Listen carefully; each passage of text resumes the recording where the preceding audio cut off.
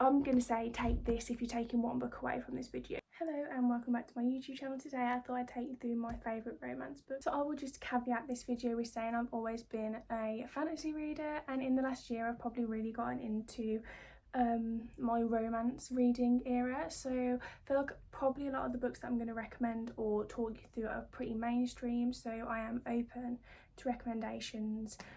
Tell me what I'm missing in the comments, but these are just some of the ones that I feel like I just still think about, and I've read them months ago, or like some of them probably a year ago, and they're like still on my mind. So these are the romance books that like I ate up and can't say anything bad about them, because I do find romance as a genre sometimes a bit cringe. I think it's just because I do like romance within a fantasy setting, so I am a typical romancy girl or just fantasy.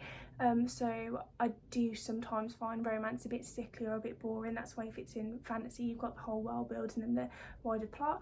But in the year I have really gotten into some types of romance books, and I'd be remiss in my duties as a reader and YouTuber, booktoker, whatever you want to call it, someone who just can't stop talking about books, if I didn't share my favourite romance books with you. So I'm going to start off with Magnolia Parks, because I don't want to say it because this is quite a bold statement to make, but I fear that this might be my favourite romance book or series, or one of my favourite romance books. And I will also caveat that and say any Jessa Hastings romance novel is just a book that you shouldn't not read. So she's got the Magnolia Park series, she's also got The Conditions of Will that came out at the start of the year, which I just wanted to inject into my veins, and then she's also got Never, but that's like fantasy, and she also just brought out Time of Your Life, which is a bit of an oasis romance, but I'm not talking about those today. But I will say like The Conditions of Will should also be noted down and read because it was so good. But yeah, Magnolia Parks, I think I finished reading this series in like February, and we're what now in August, and I still think about it. Like, it actually hurts to think about. Like, I think because the way she writes it is so relatable. Like, do you know when you're like reading a book and you're like, oh, that's like doesn't happen in real life? Like, and there might be other authors out there who have wrote relatable romances, but I've just not read them. But like how she writes the relationship between BJ and Magnolia and Daisy and Christian, it's just so relatable that it hurts. Like, I don't have loads to say. Like, it is just a romance book. It's just so good. I did a full Magnolia Parks review on my YouTube channel, so please check it out. That goes into it in more detail. But if you like Gossip Girl and you like Made in Chelsea and you want kind of a painful romance that may or may not break your heart and leave you staring at the wall and leave you questioning your reading choices, then Magnolia Parks is for you. Magnolia as a character is a little bit unrelatable because she's a bit highly strung, and the way she talks about fashion just goes way over my head. Nevertheless, this series is just amazing, and by the end of the series, we're not quite finished yet. There's one more book in the Daisy Hates books, but they do get a little bit bigger, and I do think they start to drag, but the first 3 books are like solid 4 to 5 star reads. All I can say is brace yourself. If you're feeling a little bit emotionally unstable, or perhaps you have had a breakup recently, or you're just feeling a little bit down, then maybe Magnolia Parks isn't the romance book to read right now, but it should be a romance book that you read at some point. So yeah, Magnolia Parks is the first recommendation. And another kind of mainstream romance book that I absolutely, well, honestly, this book absolutely destroyed me. So Saving Six is book 3 in the Boys of Tommen series. So Binding 13 is the first book, Keeping 13 is the second book, and then Saving Six is book 3. So the first 2 books focus on Johnny and Shannon, and then Saving Six and Redeeming Six focus on Joey and Aoife. And I've picked Saving Six as the book for my favourite romance books, because out of the kind of Boys of Tommen series, the Joey books are my favourites. 3 and 4 will live rent-free in my head forever. I read the 2 of them over Christmas, and collectively I think it was like 1,600 pages, and when I tell you I'm not the same after reading them, like, I'm not the same. Again, Chloe Walsh writes a romance that's like relatable, probably not relatable to everyone. Some of the things that happen in the Boys of Tommen are almost like, I know they do happen to some people and in some people's circumstances, but I feel like they're like, that's like the worst scenarios, like the worst case scenarios of things that could happen. But this book was honestly like so painful. I remember reading it and I was like, it just hits too close to home. Like, that's what these books were like, but it's set in Ireland, and who doesn't love the Irish accent? He's a Gaelic football boy, so he's not a rugby boy. And the way he looks after his family and like the responsibilities he has to have, like, you just dying for him to have a happy end, but like it is a roller coaster and you go on that roller coaster with them. And I was so broken after reading these two books. I had to, like, it's good it was the Christmas holidays, because I fear I would have had to call in sick to work and tell them that I had a massive book hangover, because these books broke me. But they have like a special little place in my heart. I actually plan on getting a number 6 tattoo soon for these two books, because I just enjoyed them that much. So yeah, Saving Six is the next romance book that I think you should read. Obviously you'll have to go and read Binding 13 and Keeping 13 too if you haven't already, but these books, I just think when it comes to romance, clearly I like a painful romance. I want something I can relate to. Happily ever afters, whilst I do want a happily ever after in the end, like I want there to be some substance to the romance first. Like I want it to be relatable. Like, people don't always get that meet at 16, fall in love, never break up, get married. Like, that's, for most of us, that's not how our love lives go. So I just think I'm all about a painful romance. I don't know what that says about me, but that's what my preference in romance books are. So yeah, Saving Six. My next recommendations are cowboy romances. I have one of them here with me and the other one's at my sister's. I am a broken record at this point, but last year I went on a cowboy romance journey, so much so that I decided to write my own cowboy romance, which, fresh off the press, is now finished. I've completed the first draft, but that's a story for another video. So I think it would be irresponsible of me and wrong of me not to mention the cowboy romance that I love. So I think what sets my other romance preferences apart from the cowboy romance is that they're not as heavy and they're not as painful. So if you don't want a painful romance read, then perhaps cowboy romance is for you. So we'll start with Wild and Wrangled.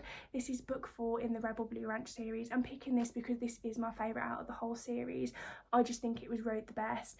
The characterisation was the best. The characters were my favourite in this. So Dusty and Camilla, those are the characters in this series. But I would say that all 4 of them in this series are really good, except for the third one. But I just thought it was a rip-off of another certain book, but that's all I'm going to say. So yeah, this one was my favourite because I just feel like there was tension. Like, Dusty and Camilla used to be together and then they broke up, and then it's that kind of journey of like, will they get back together? Is there a second chance of romance? But what's not to love about cowboy romance? I did a whole guide to cowboy romance here if you want more cowboy romance recommendations. Because I do think once you read one, you can't go back. You just want to keep reading them because they're just so easy to read, so addictive, and who doesn't want to fall in love with a cowboy? And Dusty specifically is a blonde-haired cowboy with tattoos, a nose ring, and he even ties his hair up for one of the scenes. So he's giving Machine Gun Kelly, and I am a die-hard MGK girl. So yep, Wild and Wrangled is my favourite cowboy romance, tied with Heartless by Elsie Silver, which I don't have with me. And Heartless is a single dad romance, which I didn't think I would enjoy, but I definitely did. Heartless basically follows Willa, who goes to babysit for Cade's son over the summer holiday, whilst Cade has to work long hours, forced proximity, enemy to lovers. They don't get on at first, the rest is history. I'll leave it at that. But I just think Elsie Silver, she's like the pioneer of cowboy romance anyway. Her Heartless book is my favourite of her books. I just love it. I just love a cowboy romance. They're just so fun to read. They're just so addictive. Yeah, I feel like I've read quite a lot of cowboy romances, so I'm always looking for more recommendations, so please give me some.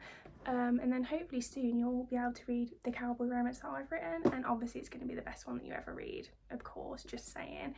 So yeah, cowboy romances, if you want something a bit spicy, something a little more light-hearted with cowboys, then be sure to pick up a cowboy romance. Obviously you've got to read them in chronological order, so I've just given you like book recommendations of books that aren't the first in the series, but they are like cowboy romances work, that they don't follow the same character in every book. It's just that if you read book 4, the characters from the first 3 books will get mentioned and like who they end up with, and that will be referenced, so like you'll spoil those. But like cowboy romances always have a happily ever after, so you're not really ruining it that much for yourself. But I'm just telling you now, don't come crying to me if you happen to read the books that I've just said without reading the previous ones and then you spoil something for yourself. So maybe just read them in chronological order just to be safe. And then back to the painful romances, because clearly I've got a type. Soulmates by Bourne is actually, she should be illegal for writing this book. So again, this is a book that I read when I was like 15. I have reread it a few times since, but Poppy and Nowhere is just your typical like teenagers. It is YA. The premise of Soulmates is that everyone's got a soulmate, and that's not a good thing. Like when soulmates come together, it basically could create the end of the world. So it's almost a bit like they haven't got powers. It's not like that. There's no magic in this. It's just that their connection is so strong that like it upsets the balance of the universe. And I've just said that this is a painful read, so I'm just going to let you draw your own conclusions from this. But Noah is like such an OG book boyfriend. He's in a band. He dedicates one of his songs to Poppy. They meet, they like stare at each other across the like packed crowd. It's just everything that you want in a romance book and more. So yeah, she should be illegal for releasing this the way that she did. And then I also remember when I read it, I did some research on it obviously afterwards to try and like help myself through the ending. Apparently the ending that she published wasn't the original end. Like there's a different end that for whatever reason she thought readers wouldn't like it. So I have a sneaky suspicion of what I think the real end is, and I've never found it anywhere. Like she's never released it, and if the real end is the end that it actually was, then the sadistic part of me almost wants the original end to be the end that we got. And if you read it, you'll get what I'm saying. So read it, come back here, or follow my socials and then message me so we can discuss the end of this book, because no one's really read this and it means that I don't have anyone to discuss it with. Like my sister has and we've discussed it, but I need some fresh insight onto what people think about the end. So please, I'm going to say take this if you're taking one book away from this video. Take Soulmates away, follow me on Instagram or TikTok, and then message me so we can discuss the end, because I am dying to hear what other people think. My last recommendation I feel like is absolutely awful, but sometimes you just need a really trashy romance book. So I feel like I've kind of captured all the kind of romance books you can have: painful, light-hearted and spicy, and then absolute trash. So we come on to After, the One Direction fanfiction. I have just recently reread the first one and gave it 2.5s because it's laughable at how bad it is, but I can't knock a girl for writing a book that's actually quite addictive. So Anna did a great job for what it is. Obviously it was originally fanfiction and you can tell in the way that it's written, but Tessa is insufferable, but her character's meant to be that way. But it is so bad that it's so good and you just can't get enough. And I've said this religiously, like whilst I was rereading it and like talking about it on social media, like Instagram and TikTok. Like it is literally so bad, but it's so good. It's so cringe. The spice in it isn't even that good. It's just like really kind of uncomfortable to read because everything is Tessa's first time, and I felt it was almost like a bit voyeuristic to like read it as an adult, having had those certain experiences, but then reading it happen to Tessa, and just, I guess, I don't know, it was just cringe. Her and Harden's relationship is also so toxic. Like I would not want a relationship like this at all in real life.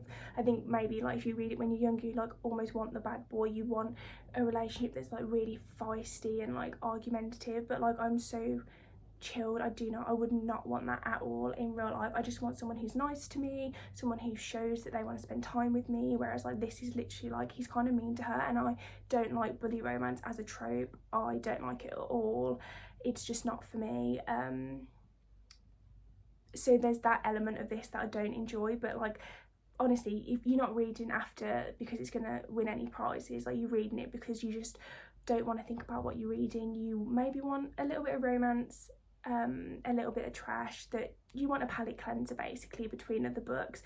After's for you, but they are quite big books. You are signing your life away a little bit, especially if you read all of them, but it is just that kind of like you don't have to think about it. Like you're like outraged at some of the things that happen. Like it's like just trash that you kind of get your teeth into and just keep reading even though it's awful. So this is the last recommendation I'm going to give. If you want a bit of a trashy romance, then definitely read After. Yeah, those are my favourite romance reads. Let me know in the comments if you think I'm missing any. Like I say, like I'm on a bit of a romance journey myself. The more painful the romance, the better in my opinion. I think I can read those a bit better than just happily ever afters all the time. So please, please, please give me some more romance recommendations and let me know if you did take any of these recommendations away. So yeah, let's go on this romance journey together, and I'll see you in the next video.